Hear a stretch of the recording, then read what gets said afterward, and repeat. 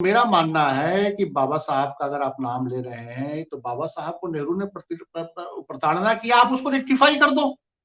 बाबा साहब को नेहरू ने प्रताड़ित किया, लेकिन नेहरू ने बाबा साहब को सारी बातें मान ली जो बाबा साहब ने कहा। और उस प्रताड़ना के बाबा साहब नेहरू ने एक तरफ प्रताड़ना किया, एक तरफ बाबा साहब के प्रस्तावों को माना, और दूसरी तरफ आप बाबा साहब का बार बार नाम ले रहे हैं, लेकिन बाबा साहब के विचार और बाबा साहब के जो प्रस्ताव उस समय जो लागू किए गए उसको आप टोटल धज्जियां उड़ा रहे हैं। विधानसभा तो ड्राफ्टिंग कमेटी में 7 मेंबर थे, मैं वीडियो इस पे बना चुका हूँ, फिर बनाऊंगा।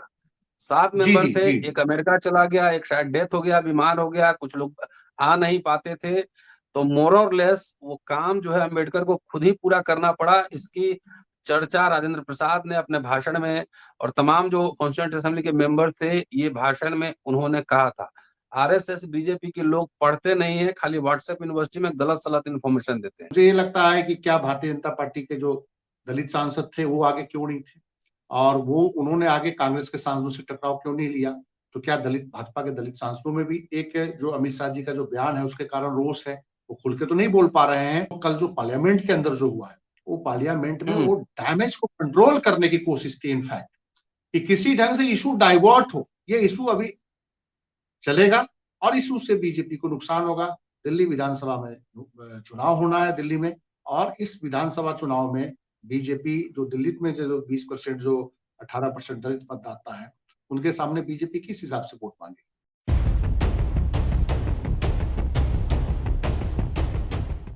संसद का शीतकालीन सत्र, संविधान के 75वें वर्ष पर संविधान के ऊपर चर्चा हुई। पक्ष विपक्ष की ओर से तरह तरह के कोट्स किए गए, वादे किए गए, आक्षेप लगाए गए। मैं स्मरण करता हूं कॉन्स्टिट्यूएंट असेंबली का, संविधान सभा।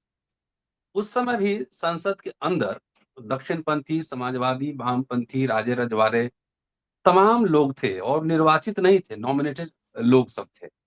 लेकिन उस समय का बहस का स्तर उठा के देखिए, कॉन्स्टिट्यूएंट असेंबली डिबेट्स के सारे कॉपी हमारे पास हैं, समय मिलेगा तो कुछ कुछ उसमें से बताऊंगा। लेकिन जिस तरीके से गृह मंत्री अमित शाह ने बाबा साहब डॉक्टर अंबेडकर के बारे में वक्तव्य दिया कि एक फैशन बन गया है अंबेडकर कहना कि भगवान का नाम लोगे इतनी बार तो स्वर्ग मिलेगा।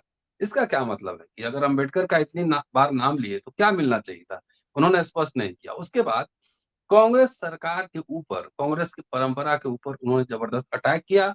हंगामा मचा संसद के अंदर, संसद के बाहर, सड़कों पर, सामाजिक संगठनों में अभी भी हंगामा चल ही रहा है। इसी बीच आज सत्र जो है, शीतकालीन सत्र, अनिश्चित काल के लिए स्थगित कर दिया। कल धक्का मुक्की, केस मुकदमा, मतलब इस तरह से लग रहा है कि जैसे एक गली कुचे में कार्यक्रम हो रहा है। डॉक्टर अंबेडकर ने, वॉल्यूम हिंदी का 34 है, पेज नंबर 59 से 70 है, 11 पेज का। ये वीडियो पूरा आपको मैं सुनाऊंगा पढ़ के अच्छे से।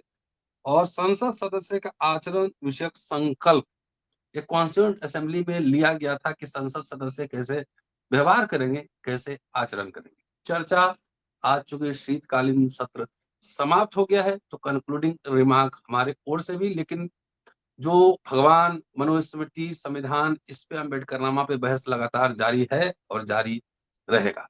दोस्तों, रतन लाल बोल रहा हूँ और आप देख रहे हैं अम्बेडकरनामा। वरिष्ठ पत्रकार, पॉलिटिकल एनालिस्ट और ऑथर संजीव पांडे साहब हमारे साथ मौजूद हैं इस एपिसोड में। बहुत बारीकी से पूरी घटनाक्रम पर निगाह रखे होंगे, समझने की कोशिश कर रहे हैं कि आखिर संविधान सभा में जो सपने देखे गए थे कि भारत की लोकशाही कैसा होगा, संसद कैसा होगा, क्या उसी दिशा में है या रिवर्स बैक गया है? स्वागत है संजीव जी। नमस्कार। नमस्ते। देखिए, जो सारा घटनाक्रम सामने आया उसमें जो पॉलिटिकल जो उसके जो मायने हैं वो बड़े गंभीर हैं। क्योंकि देखिए, अभी महाराष्ट्र में चुनाव हुआ है, महाराष्ट्र में चुनाव होने के बाद भारतीय जनता पार्टी की इतनी बड़ी जीत मिली, और इतनी जीत मिलने के बाद दिल्ली में चुनाव है। और दिल्ली के चुनाव से ठीक पहले जो अमित शाह जी ने बाबा साहब को लेकर जो टिप्पणी करी पार्लियामेंट के अंदर, तो वो टिप्पणी जो थी उसमें कोई न तोड़ है न कोई मरोड़ है, सब कुछ स्पष्ट दिख रहा है। बेशक अमित शाह जी जो बोले कि नहीं जी ये तोड़ मरोड़ के पेश किया गया है, ऐसा कुछ नहीं। और जो उन्होंने बोला है वही रॉ, जो सब कुछ हूबहू सामने आया है, उस पर कोई तोड़ मरोड़ करने की बात नहीं है। तो अब ये पॉलिटिकल सर्कल में डिस्कशन है कि जब आपको पार्लियामेंट के चुनाव 240 पे आए, संविधान बदलने की आप बात कर रहे थे, और संविधान बदलने की बात करते करते अब 400 पार की जो नारा दे रहे थे, वो संविधान बदलने का जो एक मैंडेट लेने की आप जो कोशिश कर रहे थे, उस पे जनता ने रोक लगा दी और आप 240 पे निपट गए। और उसमें एक बहुत बड़ा इंपॉर्टेंट रोल भारत के संविधान भी था, और जिसमें बहुत सारे जो ओबीसी और जो दलित जो समाज के लोग थे, उन्होंने उत्तर प्रदेश जैसे राज्य में बीजेपी को झटका दिया। तो ऐसी परिस्थितियों में मतलब एक होता है कि दूध का जला छाछ भी फूक फूक के पीता है, तो वैसी परिस्थितियों में अमित शाह जी ने ये स्टेटमेंट क्यों दिया? क्या कारण है? क्या उनके अंदर जो बीजेपी के बारे में लगातार कहा जाता है कि ये अंबेडकर के विरोधी हैं या संविधान बदलने की बात करते हैं, या कहा जाता है कि बढ़िया ब्राह्मणों की पार्टी है, इसलिए इनके अंदर एक एंटी ओबीसी है, एंटी दलित सोच है, क्या उसका हूबहू वो उन्होंने प्रदर्शन किया? और मैं समझता हूं कि अगर होगा भी तो कोई राजनीतिक आदमी खुल के इस तरह से नहीं बोलेगा, अंदर खाते तो वो अपने जो इम्प्लीमेंटेशन होगा करेगा। लेकिन संसद के अंदर अच्छा, अमित शाह इतने कच्चे खिलाड़ी भी नहीं है कि जोश में होश खो दें। पिछले 40 साल और 30 साल की जो अगर उनका राजनीतिक करियर देखा जाए, तो वो बहुत ही एक मतलब कि कढ़े हुए पॉलिटिशियंस हैं, जो राजनीति के हर हथकंडे को अपनाना जानते हैं और प्रधानमंत्री के सबसे नजदीकी है। तो क्या ये जो बयान दिया गया है, एक सर्कल ये भी चर्चा है कि क्या बीजेपी के अंदर जो एक इंटरनल फाइटिंग चल रही है, बीजेपी के अंदर जो एक लड़ाई चल रही है, क्या वो लड़ाई अब सामने आ रही है? क्योंकि इस स्टेटमेंट से बीजेपी को पॉलिटिकल बेनिफिट्स नहीं होने जा रहा है, इससे पॉलिटिकल नुकसान होगा। जो दलित समुदाय को बीजेपी अपने तरफ लाने की कोशिश कर रही थी, सब कैटेगराइजेशन का बात हो रहा था, बीजेपी ने हरियाणा में सब कैटेगराइजेशन लागू भी किया, बहुत गंभीरता से बीजेपी दलित वोटों में घुसपैठ करने की कोशिश कर रही थी, हर जगह पूरे देश के अंदर घुसपैठ करने की कोशिश कर रही है, आरएसएस काम कर रहा है दलितों के बीच जाके। वैसे में ये बयान में बीजेपी को बहुत बड़ा पॉलिटिकल एक सेटबैक देने जा रहा है। ये हम माने ना माने, हो सकता है कि उनको लगता हो कि दूसरे तरह का हंगामा हो गया और इस हंगामे के बाद मामला जो है पीछे चला जाएगा, और अंबेडकर इशू जो है, बाबा साहब का इशू पीछे चला जाएगा, और बाकी जो इशू है, चाहे वो झगड़ा हुआ है, चाहे एफआईआर हो गया है, चाहे जो हंगामा हुआ है, वो फ्रंट पे आ जाएगा। मुझे ऐसा नहीं लग रहा है। ये इशू अभी चलेगा और इशू से बीजेपी को नुकसान होगा। दिल्ली विधानसभा में चुनाव होना है दिल्ली में, और इस विधानसभा चुनाव में बीजेपी जो दिल्ली में जो 20% जो 18% दलित मतदाता है, उनके सामने बीजेपी किस हिसाब से वोट मांगे? तो अमित शाह के इस बयान पे बहुत हैरानी प्रकट की जा रही है। और जो कल जो पार्लियामेंट के अंदर जो हुआ है, वो पार्लियामेंट में वो डैमेज को कंट्रोल करने की कोशिश थी इनफैक्ट, कि किसी ढंग से इशू डाइवर्ट हो। इनफैक्ट अगर भारतीय जनता पार्टी के लोग ईमानदार होते तो गेट पे जो एक तनाव उत्पन्न हुआ कांग्रेस और भाजपा के सांसदों के बीच, कांग्रेस के जो सांसद थे वो बाबा साहब के फोटो लेके जा रहे थे, भारतीय जनता पार्टी के जो सांसद थे वो भी गेट पे खड़े होकर नारेबाजी कर रहे थे। वैसे में अगर हाथापाई हुई है तो कहीं ना कहीं ये कोशिश थी भाजपा की तरफ से कि संसद यहीं पे रुक जाए, ना चल पाए, और ये इशू किसी ढंग से जो बर्निंग इशू है वो ठंडा हो जाए, क्योंकि ये इशू इतना गंभीर हो गया था कि खुद गृह मंत्री जी को आके प्रेस कॉन्फ्रेंस करके सफाई देनी पड़ी थी। तो इनको एकाएक लग गया था पॉलिटिकल सर्कल में, बीजेपी के विद इन सर्कल में, कि बहुत बड़ा डैमेज हो चुका है। ठीक वैसे ही अगर आपको याद हो 2015 में बिहार चुनाव जब हो रहा था, तो आपको याद हो कि मोहन भागवत जी ने आरक्षण को लेकर एक टिप्पणी करी थी। उस टिप्पणी से 2015 बहुत ज्यादा नुकसान, पॉलिटिकल नुकसान बीजेपी को हुआ था बिहार चुनाव में। उस समय नीतीश कुमार और आरजेडी का एक गठबंधन था। तो ठीक इस तरह के बयान जो बीजेपी एक अपने आप को पूरा 240 के सदमे से निकल के फिर एक्सपेंड पॉलिटिकल अपना एक्सपेंशन करने की कोशिश में थी महाराष्ट्र जीतने के बाद, उसको एक बहुत बड़ा सेटबैक लगा है अमित शाह के बयान से। और कहा जा रहा है कि बीजेपी की इंटरनल फाइटिंग का एक नतीजा है। बेशक ऊपर से लग रहा हो कि नहीं जी ये बीजेपी का देखिए, एक दो तीन बातें हैं। कल जो झगड़ा हुआ है, अगर अगर उसको आप ध्यान से देखो तो चोट किसको लगी है? प्रताप सरंगी जी को लगी है। और एक कोई और कोई सांसद उत्तर प्रदेश से है, सम राजपूत है, मैं उनका उनका एग्जैक्ट नाम नहीं याद, प्रताप सरंगी जी का नाम मुझे याद है। प्रताप सरंगी जी बजरंग दल के बहुत ही एक्टिव वर्कर उड़ीसा के रहे हैं, बहुत पुराने वर्कर हैं। और ये उनपे आरोप ये भी लगा था कि एक ईसाई मिशनरी के जो हत्या हुई थी फैमिली वहां पे स्टैंड की और उनकी, तो दारा सिंह तो मेन एक्यूज थे उसमें जिनको सजा हुई, लेकिन ये प्रताप सारंगी को भी उसमें उस समय काफी, लेकिन हालांकि उनको क्लीन चिट मिल गया था, बाद में बताते हैं, लेकिन उस समय ये भी निशाने पे थे कि इनका भी कोई हाथ था। चलिए, प्रताप सारंगी जी बाद में एमपी बने, मंत्री बने, वो ब्राह्मण है प्रताप सारंगी जी, मैं आपको बता रहा हूँ। और प्रताप सारंगी जी आगे आए, प्रताप सारंगी जी को चोट लगी, तो मुझे ये लगता है कि क्या भारतीय जनता पार्टी के जो दलित सांसद थे वो आगे क्यों नहीं थे, और वो उन्होंने आगे कांग्रेस के सांसदों से टकराव क्यों नहीं लिया। तो क्या दलित, भाजपा के दलित सांसदों में भी एक जो अमित शाह जी का जो बयान है उसके कारण रोष है, वो खुल के तो नहीं बोल पा रहे हैं, और पार्टी लाइन पे थोड़े उनकी से डरते फजीयत हो भी रही हैं। है, वैसे सोशल मीडिया पे फजीयत हो फजीयत रही हो है, रही है। तो लेकिन वो आमने सामने टकराने की कोई भी दलित सांसद सामने नहीं आया। जो एनडीए के गठबंधन में जो जीतनराम मांझी हैं वो चुप तो हैं, लेकिन अंदर से अनकंफर्टेबल है। रामविलास पासवान जी के जो बेटे हैं चिराग जी, जीतनराम मांझी जी, अंदर से कहीं ना कहीं उनको लग रहा है कि ये बहुत बड़ा पॉलिटिकल एक सबोटेज उनको होगा, बिहार चुनाव में भी होगा, पॉलिटिकली वो डैमेज भी खाएंगे। अब बोले तो पार्टी लाइन से अलग है, वो एनडीए गठबंधन का वो हो जाएगा, मंत्री पद है सबके पास, मंत्री पद कोई छोड़ना नहीं चाहता, लेकिन अंदर से उनको अपने वोट बैंक की भी चिंता है।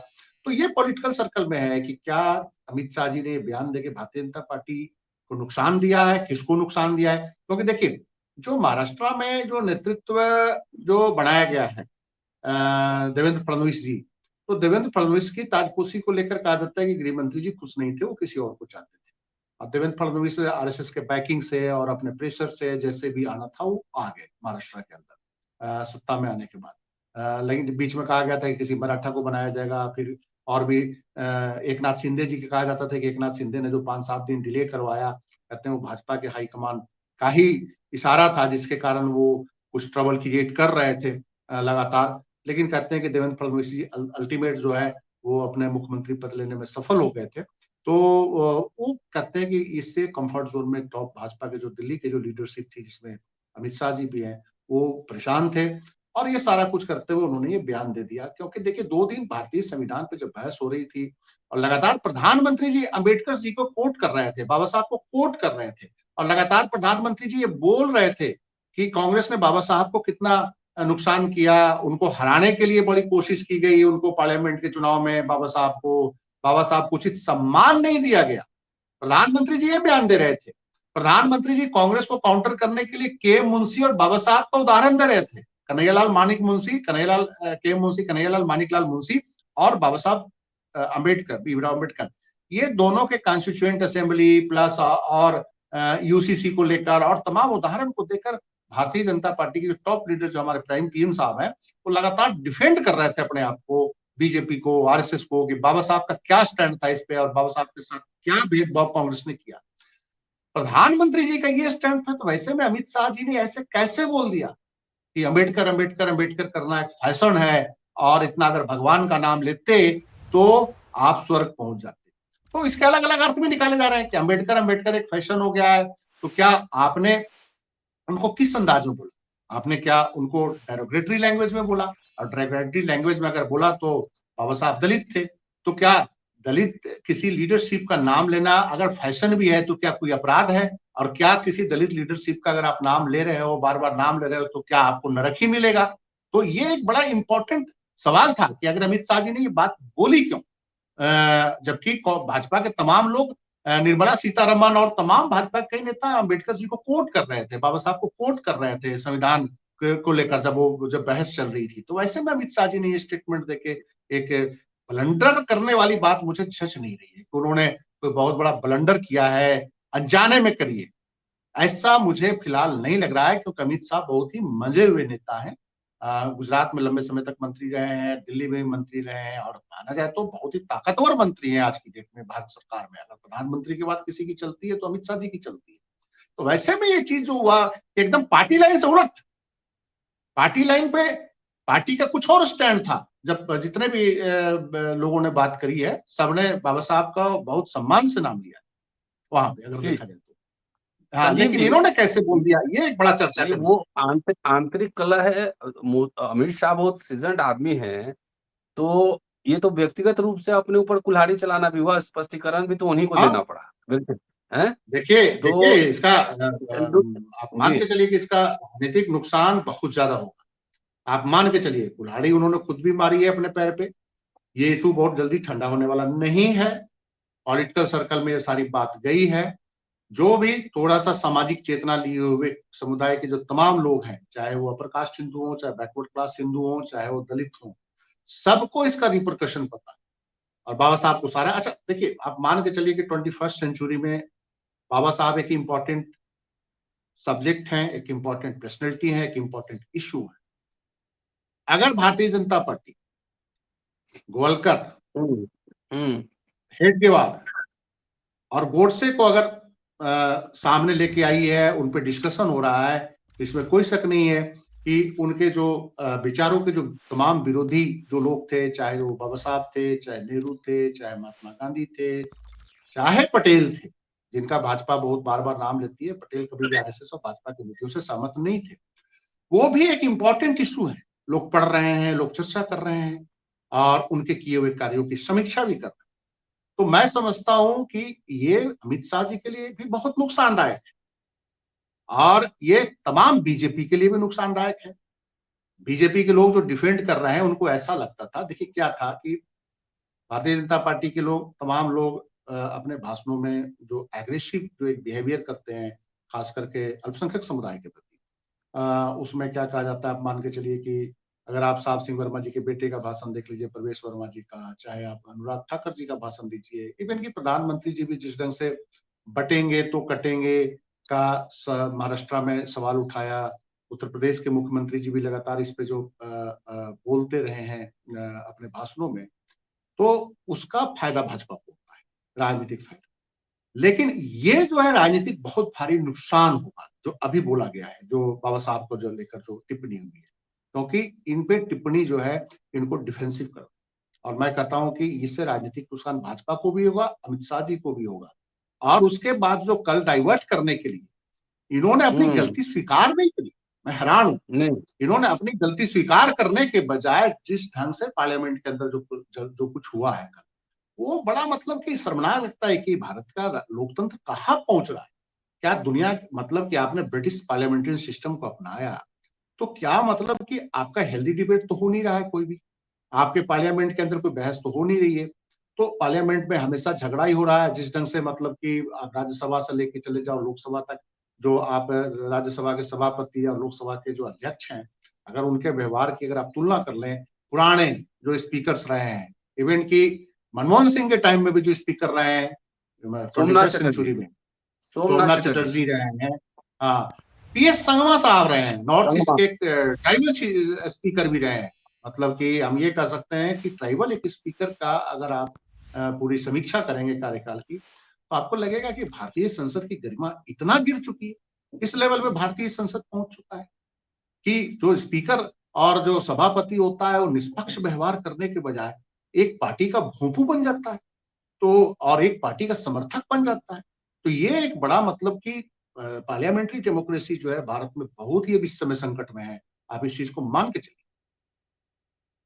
संजीव जी, 240 पे अटकाने में संविधान, आरक्षण और अंबेडकर, ये नारे इलेक्शन में खूब चले, ठीक है। और आरएसएस की भूमिका संविधान को लेकर और अंबेडकर के लेकर क्या है, हम सब जानते हैं। अंबेडकर के पुतले फूके गए थे गीता प्रेस से, कल्याण पत्रिका में, हीन जाति अंबेडकर, संविधान को नहीं, मैं भारतीय मिजाज के हिसाब से इसमें भारतीय कुछ भी नहीं, गोलवलकर का स्टेटमेंट है, सबका स्टेटमेंट है। वो संविधान को नहीं मानते थे, अंबेडकर के विरोधी थे।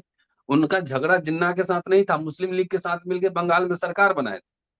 असली समस्या अंबेडकर से थी, क्योंकि श्यामा प्रसाद मुखर्जी श्यामा उसमें प्रसाद मंत्री भी जी, थे, अगर गलत ना हो जी, तो मुस्लिम लीग की नहीं नहीं, उस मंत्री थे। समय फजलुल हक थे, शायद फजलुल हक थे उस समय बंगाल में जी, सीएम होते थे कि प्रधानमंत्री जो भी होते थे उस समय जो पद था नहीं, वो फजलुल हक कुछ साहब थे, और नाम था, मैं उसमें बता देता मंत्री हूँ भी जी। थे। श्यामा प्रसाद मुखर्जी हम्म। मंत्री थे उस समय। और जवाहर जी कैबिनेट जी में भी मंत्री थे, जवाहर कैबिनेट जी में भी मंत्री थे ना। जी लेकिन जी उस समय जवाहरलाल नेहरू और अंबेडकर दोनों के पुतले फूके गए हिंदू कोड बिल पर। जी अंबेडकर को इस्तीफा देना पड़ा। उसमें से सबसे जी महत्वपूर्ण कारण हिंदू कोड बिल था। लगातार भाषणों में ये बात कह रहे थे। जी तो क्या अमित शाह का जो स्टेटमेंट है, जो संस्कार उनको मिला है, वैचारिक संस्कार, बर्दाश्त नहीं हुआ, निकल गया? ये असली हम यही हैं। देखिए, जहां तक मैंने ये देखा है कि संविधान में जो अपना जो भारत के संविधान जो लिखा गया बना, तो एक निश्चित रूप से खुल के तो देखिए आलोचना बाबा साहब की उस लेवल पे भाजपा वाले नहीं कर पाते जिस लेवल पे वो नेहरू की आलोचना करते हैं। एक सच्चाई है, क्योंकि नहीं, उनमें एक डर भी 50 है। उस समय किया था लोगों ने, उस समय आरएसएस ने हाँ, किया था। आज नहीं कर पाते। अगर आज आप देखेंगे तो आज आज वोट बाबा लेना है ना। साहब के लिए, हाँ हाँ, आज वोट लेना है। लेकिन एक सच्चाई ये है कि बहुत ही छुपे रूप से जो दक्षिणपंथी राजनीति जो करते हैं इस देश के अंदर, वो लगातार ये जरूर कहते थे कि देश के संविधान में अकेला बाबा साहब का रोल नहीं था। वो हम्म। सीधा नहीं बोलते, लेकिन बाबा साहब का रोल नहीं था, बहुत सारे विद्वानों की बहस थी। चलिए ठीक है, नहीं रोल था, बहुत सारे संविधानों में क्या कहा जाता है, बहुत सारे लोगों की, और एक व्यक्ति के रोल नहीं है, तमाम अच्छे-अच्छे लोग भी थे, सबने उनमें डिस्कशन किया, बाबा साहब भी उसमें से एक थे, चलिए अब मान लेते हैं। लेकिन एक सच्चाई और है, बाबा साहब, हम गलत ना हो तो भारत के कानून मंत्री भी रहे, हम्म। ये भारत के कानून मंत्री भी रहे। संविधान सभा तो ये, ड्राफ्टिंग कमेटी में 7 मेंबर थे। मैं वीडियो इस पे बना चुका हूँ, फिर बनाऊंगा। 7 जी मेंबर जी थे, जी। एक अमेरिका चला गया, एक शायद डेथ हो गया, बीमार हो गया, कुछ लोग आ नहीं पाते थे। तो मोर और लेस वो काम जो है अम्बेडकर को खुद ही पूरा करना पड़ा। इसकी चर्चा राजेंद्र प्रसाद ने अपने भाषण में, और तमाम जो कॉन्स्टिट्यूएंट असेंबली के मेंबर थे, ये भाषण में उन्होंने कहा था। आरएसएस बीजेपी के लोग पढ़ते नहीं है, खाली व्हाट्सएप यूनिवर्सिटी में गलत सलत इन्फॉर्मेशन देते हैं। ये कॉन्स्टिट्यूएंट असेंबली के डिबेट्स में है जी। तो मेरा ये कहना है कि बाबा साहब जब कॉन्स्टिट्यूएंट असेंबली में, और जो तमाम बाबा साहब का जो योगदान है, और वो फिर कहेंगे कि बाबा साहब के साथ जब बाबा साहब को डायरेक्ट अगर आलोचना नहीं कर पाएंगे तो कहेंगे बाबा साहब का नेहरू से ये कन्फ्रंटेशन था, बाबा साहब के साथ नेहरू ने ये ज्यादती करी। लेकिन हम सिंपल कहते हैं कि नेहरू ने ज्यादती करी ना करी, चली करी भी मान के चले। हम दो बातों पे सवाल चाहते हैं कि एक जो ये माइंड सेट है कि दलित स्कॉलर नहीं हो सकता, जो एक माइंड सेट है दक्षिणपंथी पॉलिटिक्स में, तो मैं दो उदाहरण देना चाहता हूं। भारत में जब संविधान के निर्माण में एक इंपॉर्टेंट रोल बाबा साहब का था, जब पाकिस्तान का संविधान भी बना तो सबसे इंपॉर्टेंट रोल एक दलित लीडर का था। बेशक वो बाद में पाकिस्तान जोगिंदर मंडल, छोड़ गए, भारत में आ गए, जोगेंद्र नाथ मंडल का रोल था। इवन तो उस नेपाल में भी। भ्रम को, जी, नेपाल में भी जो संविधान बना है, उसके भी मुख्य जो आर्किटेक्ट है वो दलित थे। दलित है। तो मेरा ये कहना है जी। कि उस जमाने में जब 1947 की आप बात कर रहे हो, कराची में डिस्कशन हो रहा था, कराची में कॉन्स्टिट्यूएंट 1956 में उनका संविधान बना, जोगिंदर नाथ मंडल को लॉ मिनिस्टर बनाया गया था। और हम्म। जोगिंदर नाथ मंडल जो है, उनका एक जो विद्वता थी, जो उनका ज्ञान था, जो उनका वो था, उसको पाकिस्तान ने स्वीकार किया था। चलिए वो इस्लाम के नाम पे एक स्टेट बना था, बाद में क्या हुआ मैं उस पर ज्यादा जानना नहीं चाहता हूँ, लेकिन जो एक पढ़ाई और स्कॉलर होने की जब बात होती है, उस भ्रम को बाबा साहब ने और जोगिंद्र नाथ मंडल ने तोड़ा, और उसको तोड़ते हुए उन्होंने भारत और पाकिस्तान दोनों जगह एक छाप छोड़ी। हाँ, आज ये अलग बात है कि बाबा साहब को हम लोग बहुत याद कर रहे हैं, बाबा साहब को हम लोग पढ़ते हैं, लेकिन पाकिस्तान के अंदर जोगिंदर नाथ मंडल को पढ़ते नहीं है। वहाँ की हिस्ट्री राइटिंग में ऑलरेडी सिर्फ जिन्ना साहब, सर सैयद अहमद खान, आजादी के बाद लियाकत अली खान, इन सबों का रोल रहा। जोगिंदर नाथ मंडल पे चर्चा भी थी, लेकिन जोगिंद्र नाथ मंडल का एक बहुत इंपॉर्टेंट रोल था, जो बंगाली दलित थे, जो वेस्ट हम्म। पूर्वी पाकिस्तान से ईस्ट बंगाल। संबंधित थे, हाँ, ईस्ट बंगाल से। तो मेरा ये मानना है कि इस भ्रम से निकलना चाहिए वर्तमान पॉलिटिक्स में, जो दक्षिणपंथी राजनीति जो लगातार कहती है कि बाबा साहब का रोल है। अरे रोल नहीं था तो क्या वो कॉन्स्टिट्यूएंट असेंबली में उनका रोल के बिना उनको रखा गया था? तो एक संघ का इंपॉर्टेंट क्या बात है। रोल था? नहीं नहीं, संघ का क्या रोल था? देखिए मेरी बात सुनिए, संघ तो जब भारत बना, तो भारत बनने के बाद उनका जो क्लियर कट था कि एक हिंदू राष्ट्र की स्थापना हो, वो नेहरू ने हिंदू राष्ट्र की स्थापना की सारी रणनीति, पटेल ने, अम्बेडकर साहब ने, जितने भी थे, सबने फेल कर ध्वस्त दी कर थी। दी। तो संघ ने यही स्टैंड लेना था, जो कुछ भी था। लेकिन अब संघ को ये पता है कि आरएसएस को पता है, बीजेपी को पता है कि जो अब डेमोक्रेटिक सिस्टम है उसमें SC ST 22% वोट को आप इग्नोर नहीं कर सकते। तो वो उनकी मजबूरी है। उनको पता है कि माइनॉरिटी का वोट हमें नहीं मिलेगा, उनको ये भी पता है कि क्रिश्चियन मुस्लिम वोट हमें बहुत मुश्किल से ही देंगे, अगर देंगे भी तो आधा % 1% देंगे, नहीं देंगे।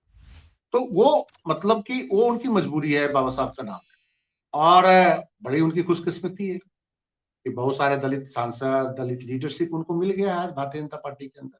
आपको मिल जाएंगे, तमाम बड़े-बड़े लीडर मिल जाएंगे, मंत्री मिल जाएंगे। भाषणों में बाबा साहब की बात करते हैं, जब बाबा साहब की बात होती है तो कोई स्टैंड नहीं। भाग ऐसे जाता चले है। जाएंगे हर कार्यक्रम में, लेकिन बाबा साहब की जब बात होगी तो अभी जो कल परसों से जो कुछ हुआ है, तो क्या आपने किसी भाजपा के सांसद का पक्ष में, मैं मानता हूं कि पक्ष में ही बयान दे दो, कहो कि नहीं अमित शाह जी ने तो ऐसा कुछ बोला नहीं, दलित सांसद कुछ नहीं बोल रहे हैं, अमित शाह अपनी वो सफाई दे रहे हैं, तनख्वाह पे है। दूसरे लोग वो सफाई दे रहे हैं।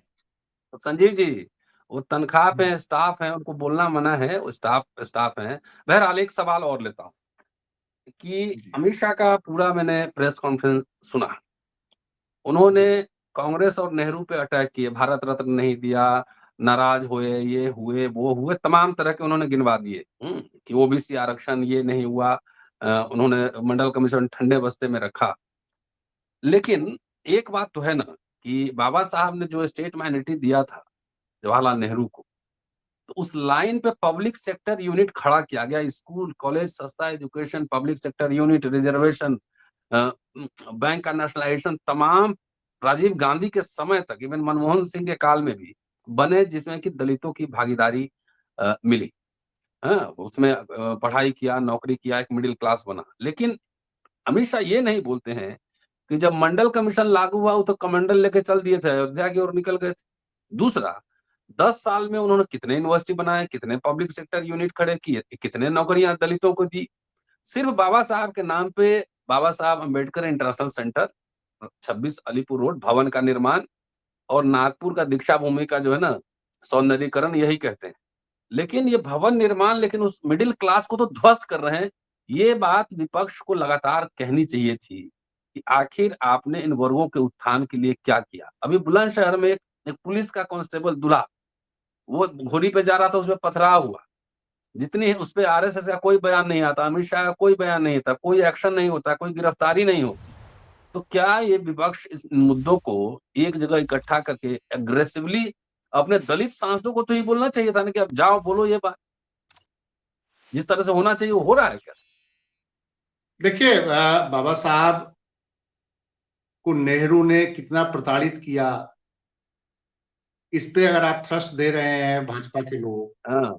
तो मैं सिंपल कहता हूं कि मान लिया हमने कि बाबा साहब को नेहरू ने बहुत प्रताड़ित किया, लेकिन आपने बाबा साहब को लेकर, बाबा साहब ने जो संवैधानिक प्रोविजन किया, जो भारत के संविधान में जो प्रोविजन है पब्लिक सेक्टर को लेकर और तमाम प्रोविजंस हैं, अलग अलग संस्थाओं को लेकर, सुप्रीम कोर्ट को लेकर अलग हुँ, प्रोविजंस हैं, इलेक्शन कमीशन को लेकर अलग प्रोविजंस हैं कि एक चुनाव आयोग बनेगा, चुनाव कमिश्नर होगा, इलेक्शन कमिश्नर होगा, लोकसभा में एक डिप्टी स्पीकर भी होगा। हुँ, जो संविधान बनाया गया उसमें बाबा साहब भी थे, उसमें नेहरू भी थे और उसमें तमाम लोग थे, बाबा साहब की इंपॉर्टेंट रोल थे। तो मैं कहता हूं पहले तो आप उसका पालना करें। आज आप मान के चलिए कि 5 साल 7 साल 10 साल से मतलब कि डिप्टी स्पीकर अपॉइंट नहीं हो रहा है। इस नहीं, बार मतलब कि हुँ, उम्मीद थी कि डिप्टी स्पीकर अपॉइंट हो जाएगा। इलेक्शन कमिश्नर की जो अपॉइंटमेंट्स थी उसमें रखना था कॉलेजियम में सुप्रीम कोर्ट के जज, सिटिंग जज को रखना था, वो नहीं किया। प्राइम संविधान मिनिस्टर। की जिस हाँ, जिस ढंग से संविधान की धज्जियां उड़ा रहे हैं, पब्लिक सेक्टर से बिक ही नहीं रहा है। पब्लिक सेक्टर में अपॉइंटमेंट्स जो बचे हुए हैं, पब्लिक सेक्टर वहां अपॉइंटमेंट्स नहीं हो रहा है, वहां पे आउटसोर्सिंग हो रहा है। रेलवे में हुँ, कौन सी भर्ती हो रही है आप बताइए? रेलवे में सारे पदों को आउटसोर्स कर रहे हैं। तो मेरा मानना है कि बाबा साहब का अगर आप नाम ले रहे हैं, तो बाबा साहब को नेहरू ने प्रताड़ना किया, आप उसको रेक्टिफाई कर दो। बाबा साहब को हुँ, नेहरू ने प्रताड़ित किया, लेकिन नेहरू ने बाबा साहब को सारी बातें मान ली, जो हुँ, बाबा साहब ने कहा। और उस प्रताड़ना के बाबा साहब नेहरू ने एक तरफ प्रताड़ना किया, एक तरफ बाबा साहब के प्रस्तावों को माना, और दूसरी तरफ हुँ, आप बाबा साहब का बार बार नाम ले रहे हैं, लेकिन बाबा साहब के विचार और बाबा साहब के जो प्रस्ताव उस समय जो लागू किए गए उसको आप टोटल हुँ, धज्जियां उड़ा रहे हैं। तो मेरा ये मानना है कि जो भारतीय जनता पार्टी के लोग जो प्रतीकात्मक सिंबोलिज्म, हुँ, पटेल से कुछ लेना देना नहीं है, पटेल की मूर्ति बना दी, तो क्या मूर्ति बनने से जो पटेल के फॉलोअर्स हैं उनका भला हो जाएगा? क्या आपने दीक्षा भूमि बना दी या दीक्षा भूमि के नाम पे ट्रेनें चला दी, तो ये सिर्फ सिंबोलिज्म की पॉलिटिक्स है। आप भारत रत्न भी अगर आप देने की लगातार बात उठती है, कई नेताओं को भारत रत्न देने की बात होती है, कर्पूरी ठाकुर को आपने भारत रत्न दे दिया, तो क्या जितने भी ओबीसी अति पिछड़े थे और उनके खास करके जो उनके समाज के लोग थे, नाई समाज के लोग थे, क्या वो आज बेचारे दुर्दशा में, आज वो नहीं सड़कों पे बाल काट रहे हैं? उनके बच्चे कितने सर्विसेज में गए, उनके कितने एजुकेशन है? तो प्रतीक की राजनीति जो करते हैं, सिंबोलिज्म की जो पॉलिटिक्स करते हैं कि इनके लीडरों को आप भारत रत्न दे दो, इनके लीडरों को नाम पे 4 ट्रेन चला दो, इनके लीडरों को सिर्फ पार्क का नाम बदल, क्या फर्क पड़ जाएगा? मैं पीछे गया परसों तरसों, किसी ने कहा कि होटल एक है क्लेर्जी, कोई होटल है दिल्ली में उसके पास, तो वो पहले औरंगजेब रोड होता था, औरंगजेब रोड होता था, अब वो अबुल कलाम एपीजे रोड हो गया है, एपीजे अबुल कलाम रोड हो गया है। मैंने उनसे पूछा जिन्होंने कहा कि क्लर्जी, हम कहा अच्छा औरंगजेब रोड पे? कहा नहीं नहीं कलाम रोड पे। मैं कहा यार औरंगजेब रोड था, अब मेरे दिमाग में जहन में वही औरंगजेब रोड ही था। अब औरंगजेब रोड से अगर अबुल कलाम रोड अगर आपने बना भी दिया तो उससे क्या फर्क पड़ रहा है? नाम बदलने से, रेलवे स्टेशनों के नाम बदलने से, दीक्षा भूमि अगर कोई बड़ा पार्क बना हुआ है, नेहरू मेमोरियल को आपने प्रधानमंत्री मेमोरियल कर देने से क्या फर्क पड़ता है? इससे किसी के समाज की प्रगति में, किसी में और उसके समाज के उत्थान में क्या फर्क पड़ता है? सवाल ये है, देखिए एक बड़ा रियल मतलब एक इशू है, कि इंपॉर्टेंट इशू है कि ये सरकार कैसे फंसी है। ये सरकार जो है कई इंपॉर्टेंट इशू पे जैसे लगता था कि कोई आवाज नहीं उठेगी, कोई बोलेगा नहीं, वो हर चीजों में फंसती जा रही है। सबसे लेटेस्ट इशू है अडानी, और अडानी को लेकर जो कुछ हो रहा था तो गवर्नमेंट को लगता था कि कोई बोलेगा नहीं, कोई विरोध नहीं करेगा, लेकिन जिस ढंग से अमेरिका में अडानी को प्रोसिक्यूट किया गया, जिस ढंग से बांग्लादेश में अडानी एक बहुत बड़ा इशू बन गया, बांग्लादेश से उसके सारे बिजनेस अडानी के छीने जा रहे हैं, और जिस ढंग से ये इंपॉर्टेंट इशू पार्लियामेंट के अंदर बन गया, भाजपा के लोग परेशान थे। भाजपा के लोग परेशान थे तो संविधान पे डिस्कशन शुरू कर दिया कि चलो उससे डाइवर्ट हो जाएगा। लेकिन सवाल ये है कि अडानी जैसे पूंजीपतियों को आप प्रलोभन देके, उसको मजबूत करके, ईमानदार करके, सबसे ज्यादा बाबा साहब के, हम कहते हैं नेहरू के सपने तो बहुत ही प्रकार, नेहरू ने तो कुछ किया ही नहीं। निर्मला सीतारमन बोल रही थी कि नेहरू का सोशलिस्ट रिपब्लिक और पब्लिक जो है पब्लिक सेक्टर तो कुछ नहीं देश का विकास किया, नथिंग। और हमको याद है कि निर्मला सीतारमन को ये बोलना चाहिए था, शर्म नहीं आई निर्मला सीतारमन जी को, कि उसी पब्लिक सेक्टर में इस आप 100 यूनिवर्सिटी में रुपया देके पढ़ गई थी जेएनयू में। इस यूनिवर्सिटी जेएनयू की प्रोडक्ट महिला जो 100 रुपया 50 रुपया दे के हॉस्टल में जब रहती होंगी, तो शायद हॉस्टल में रही कि नहीं नहीं, हॉस्टल में रहती भी होंगी तो 5 रुपया 2 रुपया देती होंगी उस समय हॉस्टल में फीस, 50 रुपए का खाना इंदिरा खाती होंगी गांधी पूरे महीने। इंदिरा गांधी का बनाया हुआ यूनिवर्सिटी। मतलब नेहरू जी के नाम पे बड़ी हुई यूनिवर्सिटी में कह रहे हैं कि नेहरू का सोशलिस्ट थ्योरी पेश हो गया। अगर जवाहरलाल नेहरू यूनिवर्सिटी में न पढ़ी होती तो इनको कौन पूछता? मेरा ये कहना है। तो मेरा ये कहना है कि अगर खुद अपने देख लो ना, नेहरू जी के और इंदिरा जी गांधी के बनाए हुए संस्थानों से आपने क्या लाभ लिया, थोड़ी बहुत तो शर्म कर लो झूठ बोलते हुए। इतना झूठ कि नेहरू ने कुछ नहीं किया, नेहरू का सारा मॉडल फॉल था। आप इकोनॉमिक्स पढ़ के चली गई, भारत के वित्त मंत्री पढ़ गई नेहरू मॉडल से पढ़ के। जिस समय पढ़ रही थी उस समय नेहरियन मॉडल का बोलबाला था, इकोनॉमिक्स में भी नेहरियन मॉडल का बोलबाला था। उसी के डिग्री, जेएनयू की डिग्री के बेस पे आप विदेश विदेश चली गई। अगर कहीं वो छोटे मोटे टुट्टे फुट्टे प्राइवेट यूनिवर्सिटी से पढ़ती तो विदेश में कोई एडमिशन भी नहीं देता। जेएनयू का नाम इतना था कि आप बाहर अमेरिका, लंदन, पता नहीं कहाँ कर रहा है, क्या ही वहां चली गई। कह रहे नेहरू मॉडल फेल है। बेशर्मी की एक हद होती है, हर चीज में बेशर्मी, चलिए झूठ बोलना, चलिए सरेआम झूठ बोलना कि नेहरू ने कुछ नहीं किया। तो मेरा ये मानना है कि झूठ भी इतनी ढिठाई से बोलते हैं कि अब क्या कीजिएगा।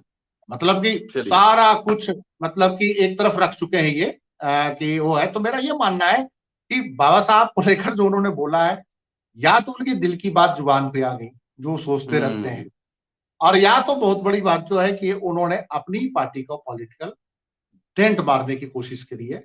और हम तो देखना चाहेंगे कि अभी मतलब कि अभी एकदम चुप है, जो खास करके सबसे ज्यादा मजा बिहार के दलित मंत्री ले रहे हैं इस समय। एक नहीं, दो दो मंत्री हैं बिहार से दलित, दो रामविलास जी के बेटे चिराग जी और जीताराम मांझी जी, दो बड़े लीडर, कैबिनेट रैंक के मिनिस्टर हैं। और मैं देखना चाहता हूं कि बाबा साहब पे टिप्पणी पे एक जबान भी उन्होंने नहीं खोली है। क्यों? मंत्री पद जाने का भय है। तो बाबा साहब से ज्यादा इनको मंत्री पद प्रिय है। आपको याद होगा चिराग पासवान जी का, मुझे लगता है कि जब घर खाली कराया गया था तो वहां शायद बाबा साहब की प्रतिमा भी थी। मुझे जहां तक मुझे याद आ रहा है, रामविलास जी की हाँ प्रतिमा हाँ, थी कि बाबा साहब की प्रतिमा थी? कोई रामविलास जी की प्रतिमा भी थी, थी, बाबा साहब की। बाबा साहब की भी थी। तो बाबा साहब की प्रतिमा की राजनीति करने वाले, सिंबॉलिक पॉलिटिक्स करने वाले, क्या बाबा साहब को लेकर अब छोड़ चुके हैं? वो बाबा साहब को टोटली छोड़ चुके हैं। बाबा साहब से उनको कोई लेना देना नहीं। तो मेरा चलिए, ये बाबा मानना है कि साहब इन पंडित। मंत्रियों का स्टैंड, देखिए सांसद तो बेचारे, आपको पता ही है सांसद कितने पढ़ते हैं और क्या स्टैंड लेते हैं सांसदों का, वो तो आपको पता ही है। और मैं समझता हूं कि जो दलित पॉलिटिक्स करने वाले जितने भी लोग हैं, वो अभी तक बहुत तगड़ा स्टैंड नहीं ले पाए कि इस मामले पर उनको क्या बोलना है। मैं समझता हूं कि कांग्रेस का स्टैंड थोड़ा क्लियर है। ऐसे मैं ज्यादा बोलूंगा तो कहेगा कांग्रेसी बंदा तो नहीं है, लेकिन मैं कांग्रेसी नहीं हूं। लेकिन मेरा यह मानना है कि अभी तक स्पष्ट स्टैंड जो है कांग्रेस का ही रहा है।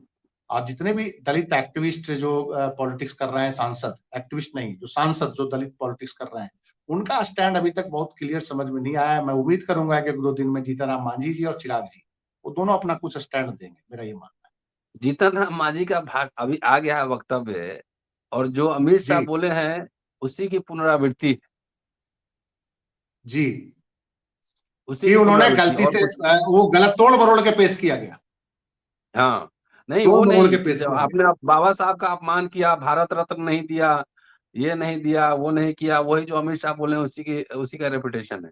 बहरहाल चलिए संजीव जी, बहुत अरे बहुत भाई, शानदार मेरा ये बातचीत। कहना है, मेरा एक इम्पोर्टेंट सवाल है कि जो उन्होंने गलतियां करी वो अपमान करते रहे। नेहरू जी ने बहुत प्रताड़ित किया, नेहरू जी के बाद अब जो कांग्रेस के लोग आए उन्होंने भारत रत्न भी नहीं दिया। तो जो काम वो लेकिन कर रहे हैं महंगाई तो आप खा वही रहे कर हैं। रहे हैं, आप भी वही करेंगे क्या? मैं तो हाँ, मान रहा हूँ कि कांग्रेसियों ने तो अपनी गलतियां रेक्टिफाई कर रहे हैं, मान के चलिए कांग्रेस तो अपनी गलतियों को मान के भी चल रही है। लेकिन क्या अब उसका मतलब है कि कांग्रेस ने इतना कुछ गलत किया तो आप भी वही करेंगे क्या? ये कौन सा तर्क है? आप ये क्यों नहीं नहीं बोलते नहीं, कि अमित शाह जो ये बोले गलत हैं नहीं कर वो रहे हैं। गलत बोले हैं, अमित शाह माफी मांगे इस मसले पे? जी, गलत नहीं कर रहे हैं। भवन और प्रतीकों के नाम पर 2-4 मिनिस्टर बनाकर आरएसएस, बीजेपी पूरे समाज को छल रहा है। बाबा साहब के संविधान की धज्जियां उड़ रही हैं। उसी 70 साल में जो अधिकार मिले थे संविधान की वजह, जवाहरलाल नेहरू और अंबेडकर दोनों के एक साथ पुतले जलाए गए थे। जब हिंदू कोड बिल के नाम पर आरएसएस उसमें सबसे आगे था, रामलीला ग्राउंड में सभा हुई थी। एक विशेष एपिसोड इस पर मैं बनाने वाला हूँ। तो ये जो संविधान प्रदत्त अधिकार उसको खत्म कर रहे हैं, 2-4 पालकी ढोने वाले मंत्री हैं और उनसे हुआ-हुआ करवा रहे हैं, संविधान की धज्जियाँ उड़ा रहे हैं। ये सब आपको देखना, समझना बेहद ज़रूरी है। शुक्रिया, देखते रहिए अम्बेडकर। Thank you Sanjeev ji. नमस्कार।